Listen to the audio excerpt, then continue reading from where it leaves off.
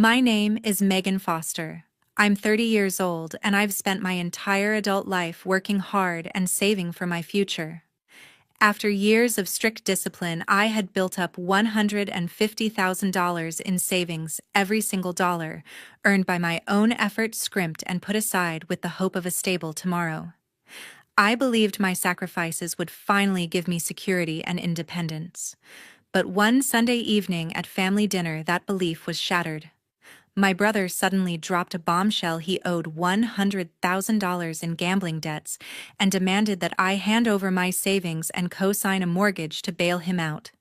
"It's for family, Megan," he insisted, his voice dripping with entitlement, as if all the years I sacrificed meant nothing.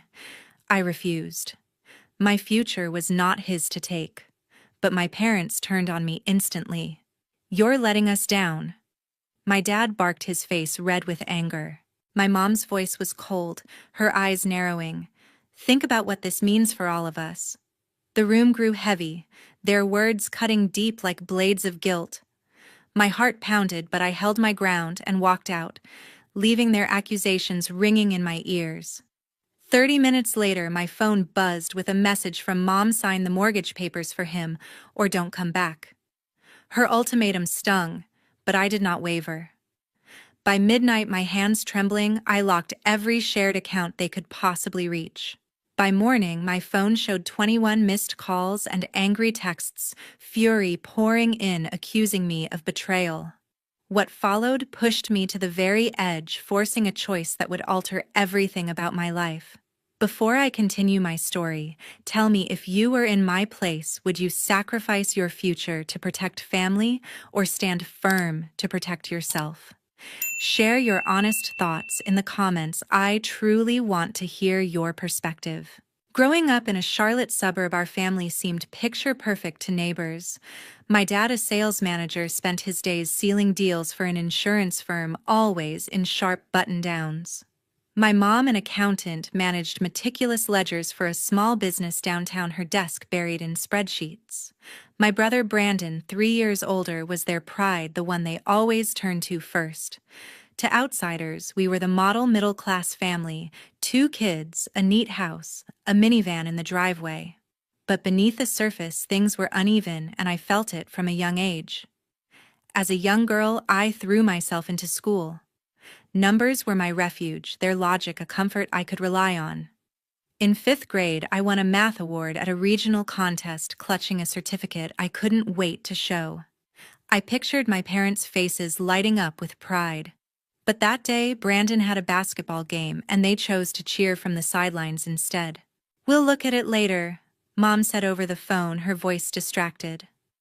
Later never came. The certificate gathered dust on the kitchen counter for weeks. It wasn't the first time. Brandon's games, his school plays, even his average grades always took precedence. Their voices grew louder for him, their smiles wider when he walked in. By middle school, I stopped chasing their approval. I focused on what I could control: my grades, my goals. I'd spend evenings in my room solving equations or reading about budgeting, dreaming of a life where my choices mattered. Their focus on Brandon didn't hurt as much when I had my own path. At school fairs, I'd weave through booths alone, the chatter of families and laughter of kids filling the air. Neighbors would stop praising our family's closeness, oblivious to the gap I felt. Those community picnics with kids racing down quiet streets and parents sharing lemonade masked the imbalance at home. As a teenager, I took control. I got a part-time job at a local bookstore, stacking shelves and ringing up customers after school. The work was tedious: dusty books, heavy crates, but it gave me freedom.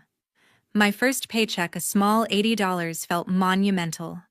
I opened a savings account at the bank nearby, depositing every dollar I could spare. "You're so dependable," the bookstore manager said, her words meaning more than any from Mom or Dad. I'd bike home through Charlotte's calm streets, past tidy lawns, feeling a spark of pride. That job showed me I could build something without their support. Brandon, meanwhile, glided through life. He'd charm teachers with his quick wit, skating by with minimal effort. Mom and Dad never seemed to care about his unfinished assignments or late nights out. "Brandon's just figuring things out," Dad would say, brushing off another missed curfew. I'd overhear them at dinner, planning to fund his latest whim: new basketball shoes, a summer camp, while my own wins, like acing a math test, barely earned a glance. I didn't blame Brandon entirely. He was shaped by their leniency. But I knew I couldn't count on them to see my worth. Those years in Charlotte built me in ways my parents never grasped. The school fairs, the community picnics, the quiet hours in the bookstore, they were mine. I learned to set my own standards, to measure my value by my actions, not their attention. Mom and Dad saw a dutiful daughter, but I was laying a foundation they'd never understand until it was too late. By high school, I'd learned to rely on myself. The lessons of my childhood, figuring out how to stand on my own, pushed me to chase a future I could control. I set my sights on college not just as an escape, but as a way to build something solid. My grades were strong, my focus sharper than ever. I spent late nights studying, determined to earn a path out. My hard work paid off when I won a full academic scholarship to UNC Charlotte, a ticket to study finance without owing anyone a dime. Starting college was like stepping into a new world. UNC Charlotte's campus buzzed with opportunity, and I dove in headfirst. I majored in finance, drawn to its logic and precision. Classes on investments and budgeting felt like decoding a language I'd always wanted to speak. But scholarships didn't cover everything. Textbooks, meal plans, and dorm fees added up fast. I refused to ask for help, so I took a part-time job at the university's finance office. It wasn't glamorous filing paperwork, updating spreadsheets, but it paid my bills. I'd work afternoons, then study until midnight, balancing equations and expense reports with the same focus. My coworkers, mostly grad students, noticed my drive. "You're relentless," one said, half laughing as I triple-checked a ledger. That job taught me more than any textbook. Every dollar I earned was mine to manage. After 4 years, I graduated with honors, debt-free, and a finance degree in hand. I didn't pause to celebrate. I was already looking ahead. Charlotte's growing financial sector was the perfect place to start. I landed a job as a junior financial analyst at a mid-sized firm downtown, crunching numbers for corporate budgets. The work was demanding, but I thrived on it. My first paycheck, just over $2,000, felt like a milestone. I opened a high-yield savings account and started building my future one deposit at a time. My life became a rhythm of discipline. I tracked every expense in a spreadsheet, from coffee runs to rent. I cut out anything unnecessary: no fancy dinners, no impulse buys. My apartment was small, a one-bedroom in a quiet complex, but it was enough. I'd cook meals in bulk on Sundays, freezing portions to save time and money. Every month, I set aside a chunk of my salary, watching my savings grow. By my mid-20s, I'd saved $50,000, a number that felt unreal. I started dabbling in small investments, index funds, low-risk bonds, learning the market through trial and error. A mentor at work, a senior analyst, taught me how to read market trends. "Patience pays off," she said, showing me how to diversify. I listened, applied her advice, and kept my portfolio lean. Avoiding debt was my mantra. I saw coworkers take out car loans or rack up credit card bills, but I stayed clear. I bought a used sedan outright, saving thousands over time. My colleagues would tease me about my frugality, calling me the budget queen during lunch breaks. I'd laugh, but I didn't mind. Every choice, every skipped latte, every calculated investment pushed me closer to my goal. By my late 20s, my savings hit $150,000. It wasn't just money. It was security, freedom, a life I'd built without relying on anyone else. Work wasn't just about the paycheck. I loved the challenge of analyzing data, finding efficiencies, and presenting solutions to clients. I'd spend hours refining reports, making sure every number was airtight. My boss praised my attention to detail, giving me bigger projects over time. I took evening classes to earn certifications, sharpening my skills. Outside work, I read finance blogs and listened to investment podcasts, always learning. My life was simple but focused: work, save, invest, repeat. I wasn't chasing wealth for show. I wanted a foundation that no one could shake. Looking back, those years were about proving I could stand alone. Every late night at the office, every dollar saved, every skill learned was a step toward a future I controlled. I didn't know then how soon that foundation would be tested, but I was ready. One Sunday evening, I arrived at my parents' house for our monthly family dinner. The routine was familiar: Mom's roasted chicken, Dad's stories about work, the clink of plates in the dining room. I settled into my usual seat, expecting the usual small talk. But tonight the air felt heavy, like something was waiting to break. Brandon sat across from me, his usual grin absent, his fingers tapping nervously on the table. Mom and Dad exchanged glances, their faces tight. I sensed trouble before anyone spoke. Halfway through dinner, Brandon leaned forward, his voice low but urgent. "I need your help," he said, eyes fixed on me. "I owe $100,000 from some bad bets. I need your savings to cover it, and you need to co-sign a mortgage for me." His words hit like a punch. My savings, $150,000 built through years of discipline, flashed in my mind. I gripped my fork, steadying myself. "No," I said firmly. "That money's for my future. I can't." Brandon's face darkened, his jaw tightening. "This is serious," he pressed. "It's my last chance to fix this." Dad cut in, his tone sharp. "You're part of this family. We help each other." Mom nodded, her voice softer but insistent. "Family comes first. You've got the means to save him." I shook my head, my stomach twisting. I'd spent years building my security, tracking every dollar, avoiding debt. Handing it over to Brandon, whose reckless choices I'd seen since childhood, felt like throwing it away. "I worked too hard for that money," I said, my voice steady despite the heat rising in my chest. "I won't risk my future for his mistakes." The table went silent, the tension thick. Brandon slammed his hand down, his plate rattling. "You're selfish," he snapped. "You think you're better than us, don't you?" Mom's eyes widened and she reached for his arm, but he pulled away. Dad leaned forward, his face red. "You're letting your brother drown," he said, voice low and accusing. I pushed back my chair, scraping the floor. "I'm not responsible for his debts," I shot back. "He made those choices, not me." Mom's voice broke through, cold and final. "If you won't help, you're choosing yourself over family." Her words stung, but I didn't waver. I stood, my hands shaking. "I'm choosing my future," I said, locking eyes with her. The room felt suffocating, their stares heavy with judgment.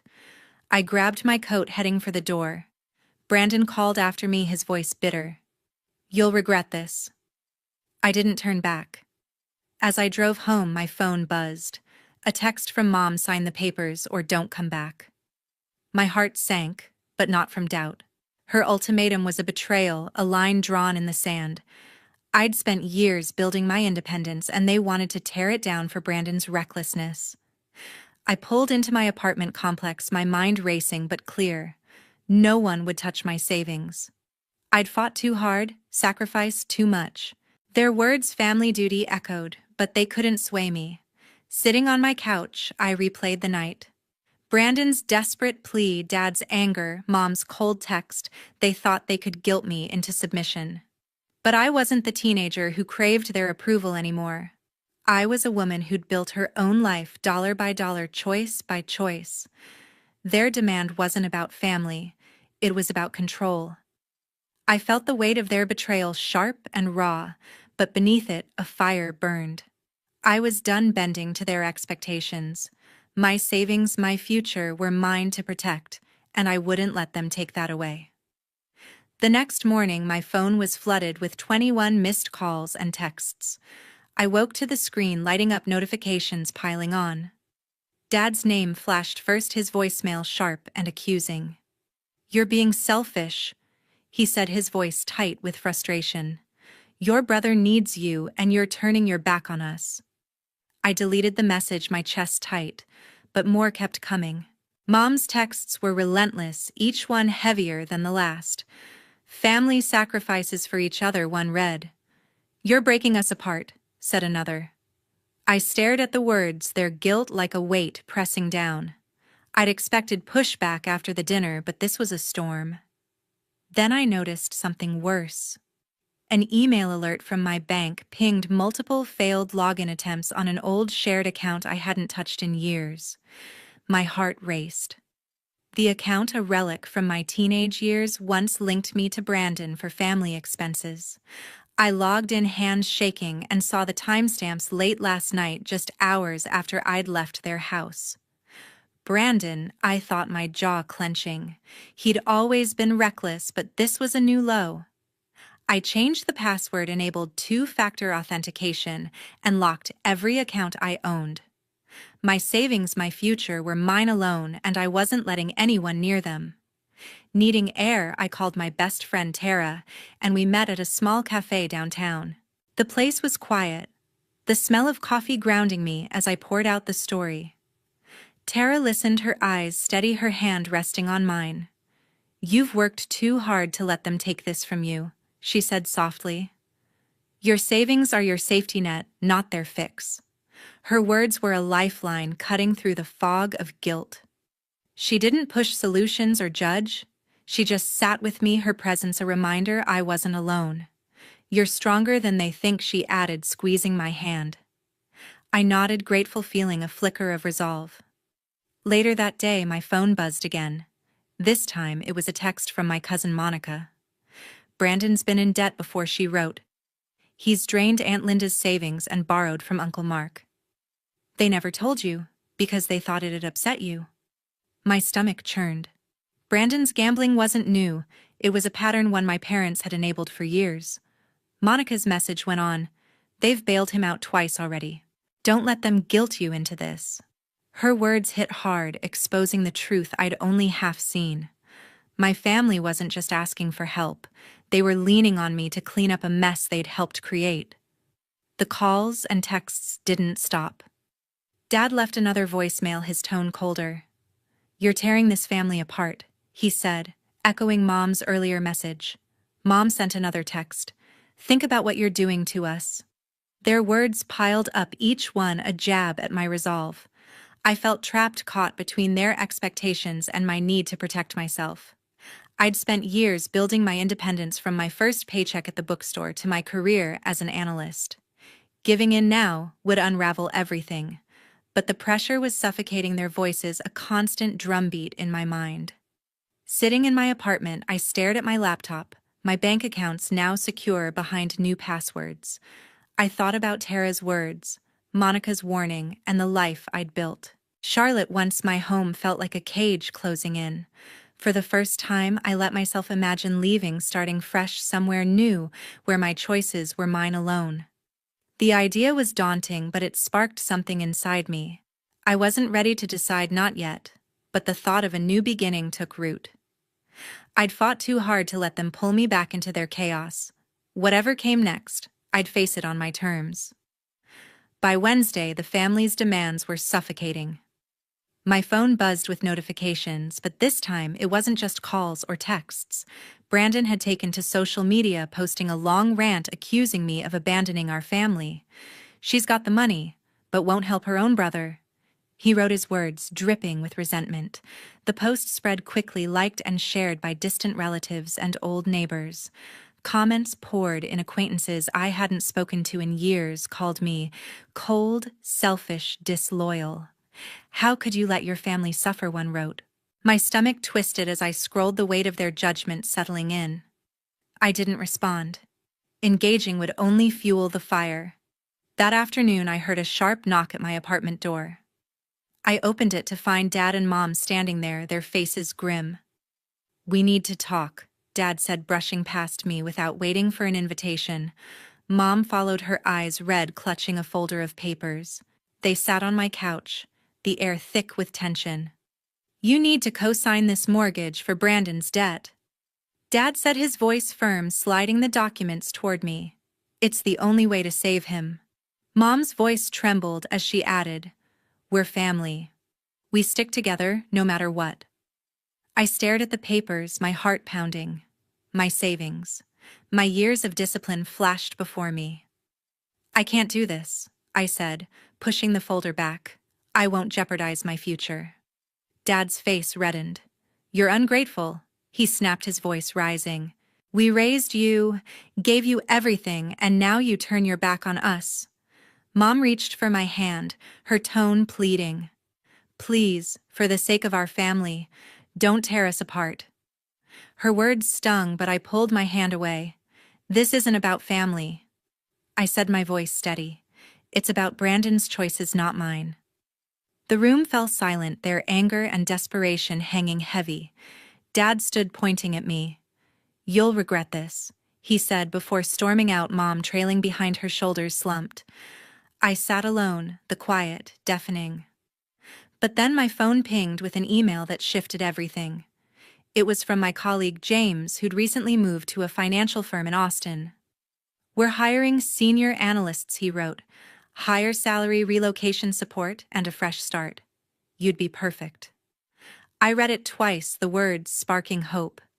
Austin, a city far from Charlotte's weight, far from my family's demands. The salary was nearly double my current pay, with a signing bonus to cover moving costs. I leaned back, letting the possibility sink in. It felt like a lifeline, a chance to break free. Late that night, my phone rang. Brandon's name lit up the screen. I hesitated, then answered. You're betraying us, he shouted, his voice thick with anger. You think you're above us, don't you? Running off with your money while I'm drowning. His words cut, but I'd heard them before. I'm not your solution, Brandon. I said, my voice calm but firm. You made this mess. Fix it yourself. He cursed, his voice shaking, but I hung up my hands steady. I was done being their scapegoat. By morning, I'd made my decision. I replied to James, accepting the Austin job. The choice wasn't easy. Leaving Charlotte meant leaving everything I'd known, from my apartment to my routines. But it also meant freedom, a life where my savings, my future, were mine to protect. I started researching apartments in Austin, imagining a new skyline, new streets, a new beginning. My family's words, ungrateful, selfish, echoed, but they no longer held me. I'd built my life on my terms, and I was ready to take the next step, no matter what they thought. 2 weeks later, I stepped off the plane in Austin. The city's warm air hit me, a sharp contrast to Charlotte's weighty past. I'd packed light, leaving behind old ties and doubts. My new job with James at a sleek financial firm downtown was waiting, and I was ready to dive in. The office buzzed with energy, glass walls, open desks, a team dissecting market trends. I started as a senior analyst, poring over data to optimize client portfolios. My first project, streamlining a tech startup's budget, earned praise from James. You're a natural, he said, clapping my shoulder. I thrived on the challenge, my confidence growing with each tight spreadsheet and sharp presentation. Outside work, Austin felt alive. I met my coworker Kelly at a team happy hour. Her quick laugh and easy chatter made her an instant friend. She invited me to a food truck festival by Lady Bird Lake, where strings of lights glowed over crowded stalls. We shared tacos and cold drinks, the music and chatter washing away my tension. This city's got a pulse, Kelly said, grinning as we navigated the vibrant crowd. I joined local events with her, art walks, live music nights, feeling a sense of belonging I hadn't known in years. Austin's energy, from its bustling streets to its quirky charm, was pulling me in, but the past lingered. I started therapy with Dr. Margaret Cole, a calm, sharp-eyed woman whose office overlooked the Colorado River. In our sessions, I unraveled the knots of guilt and manipulation tied to my family. They made you feel responsible for their choices, Dr. Cole said, her voice steady. You're allowed to choose yourself. Her words helped me see their demands, Brandon's debts, Mom and Dad's pressure for what they were attempts to control me. Each session chipped away at the weight I'd carried, replacing it with clarity. I began to forgive myself for leaving, for refusing to be their solution. One evening, Tara called from Charlotte. How's Austin treating you? She asked, her voice bright. We chatted about my new routine, the office, the festivals, my tiny apartment with a view of downtown. "You sound happy?" she said, laughing when I described Kelly's obsession with food trucks. It was a light call, no heavy advice, just the comfort of a friend checking in. I appreciated it, her voice a small tether to my old life, but one that didn't pull me back. I was building something new, and Tara's call reminded me I could stay connected without being trapped. Then came a text from Monica, stark and sobering. "Brandon's gambling has gotten worse," she wrote. "He's in deeper debt now. Your parents remortgaged their house to cover it, but they're struggling to make payments." My heart sank, not from guilt, but from the inevitability of it. Dad and Mom had chosen to enable Brandon again, sinking themselves further. Monica added, "They're barely keeping up with bills." I stared at the message, the reality of their choices settling in. I'd protected my savings, my future, but their path was theirs to walk. I typed a brief reply. "Thanks for letting me know," and set my phone down. Austin was becoming my home. I'd hike the trails at Zilker Park on weekends, the city's skyline shimmering in the distance. At work, I took on bigger projects, mentoring junior analysts and leading client meetings. Dr. Cole's sessions gave me tools to process the past, letting me focus on the present. Kelly dragged me to a salsa dancing class where we stumbled through steps and laughed until our sides hurt. These moments, work, friends, therapy, wove together a life that felt mine. I wasn't running from Charlotte. I was building something better, something I'd earned. 6 months into my Austin life, I stood on my balcony overlooking the city. The skyline sparkled under the night sky, a reminder of how far I'd come. Cutting off my family wasn't easy, but it was necessary. Their demands, Brandon's debts, Mom and Dad's pressure had once tethered me to guilt. Now in Austin, I felt liberated, my days filled with purpose. My job thrived, my friendships grew, and I was building a life that reflected my values. The weight of their expectations no longer defined me, and for the first time, I felt truly fulfilled. A text from Monica brought news of home. "Brandon's in deep trouble," she wrote. "Creditors are suing him for unpaid debts. Your parents defaulted on their remortgage and the bank's threatening to take their house." The words stung, but not with guilt. I'd warned them, refused to enable their choices. Dad and Mom had chosen to bail Brandon out again, and now they faced the consequences. Monica's message ended simply, "I'm sorry it's come to this." I replied, "They made their choices." My heart ached for their struggle, but I wouldn't carry their burden. I found new purpose volunteering at a local community center, teaching personal finance to teens. Every Saturday, I stood before a group of high schoolers sharing lessons on budgeting, saving, and avoiding debt. Their eager questions, how to save for college, how to spot financial traps, lit a spark in me. I saw my younger self in them, navigating a world that didn't always teach you how to stand firm. Helping them felt like healing a part of me, giving them tools I'd learned the hard way. One student, a quiet girl named Sarah, thanked me after class. "I want to be in control like you," she said. Her words stayed with me, a reminder that my journey could inspire others. Looking back, I learned that setting boundaries isn't selfish, it's survival. Protecting my savings, my future, was the hardest choice I ever made, but it was the right one. True family doesn't demand you sacrifice your worth. They lift you up, respect your limits. My parents and Brandon wanted me to fix their mistakes, but I chose myself, and that choice built a life I'm proud of. Austin taught me I could thrive without their approval, that my value isn't tied to their needs. Thanks for staying with my story. Your support means the world. It's not easy to share these moments, but knowing you're out there listening makes it worthwhile. If you've faced family pressure, share your stories in the comments, inspire others to find their strength. Like and subscribe to join me on this journey. Let's keep learning, growing, and choosing ourselves.